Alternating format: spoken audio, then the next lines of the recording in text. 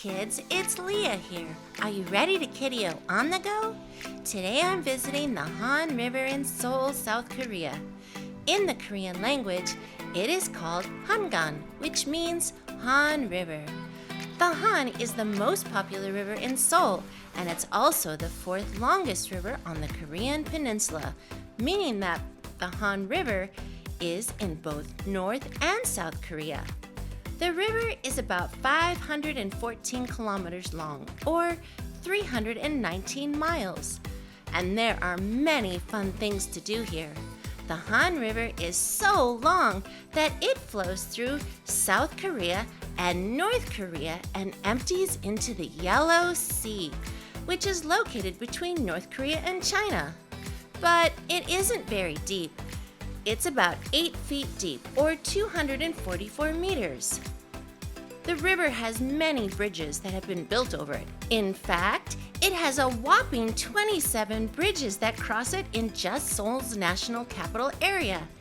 It also has 12 different parks along the riverbank in Seoul, where you can enjoy lots of sports like bicycling, volleyball, skating, basketball, and so much more. You can also enjoy water sports like kayaking, windsurfing, paddleboarding, and water skiing. However, you shouldn't swim in the Han as it isn't very clean, but it's still a great place to enjoy your day. Today I'm going to go kayaking on the Han while we learn a little about the history of this important river. But before it became a great place to visit, the Han was used as a trade route to China before the Korean War that took place between 1950 and 1953. But because North and South Korea are still technically at war, the river has been blocked between the two countries, so you can't get to China from South Korea using the river. The Han River also has a fascinating history, as the many different kingdoms of Korea fought to take control of it. Bakje was the first dynasty from 18 BCE to 660 ACE to occupy the area around the river that is now called Seoul. Do you know what a dynasty is?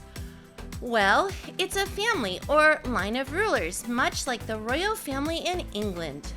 As you can imagine, the Han River was very important to the royal families and the Korean people for transportation, trade, water, and growing food. It was so important that the 3 Korean dynasties fought over it. All 3 of the Korean dynasties ruled over the Han River at one point or another in Korea's history. And because of this, the river has had 3 different names throughout its history: Arasu, Ungniha, and Iha. Whoa, those names aren't easy to say. Now it's called the Han River, and no more people are fighting over it. I, for one, am happy because we should always share, respect, and enjoy the beauty of nature together.